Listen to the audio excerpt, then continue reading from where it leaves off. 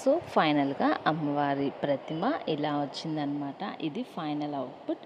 So ఇంకా పీఠం చేసుకోవడం అయిపోయింది, అమ్మవారి ప్రతిమ అయిపోయింది.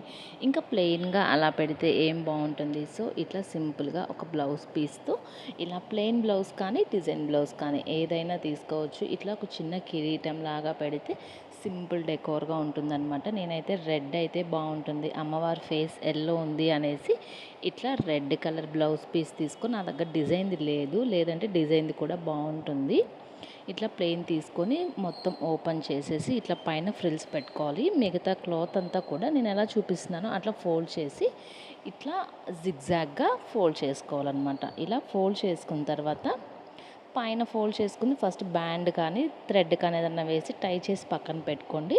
మిగతాది ఇట్లా ఫోల్డ్ చేయాలన్నమాట. చూసారా, ఇట్లా మిగిలిన క్లాత్ ఫోల్డ్ చేసేస్తే వెనక్కి ఇట్లా వస్తుందన్నమాట. ఇంకేముంది, ఇంకా అమ్మవారి ఫేస్ ఇట్లా అటాచ్ చేసేసి లుక్ అనేది చాలా బాగుంటుంది.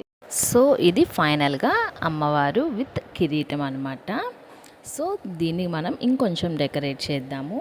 నేను ఏమేమి చేశాను అనేది నేను కంటిన్యూషన్ నెక్స్ట్ షాట్లో పెడతాను. నచ్చితే లైక్, షేర్ అండ్ సబ్స్క్రైబ్.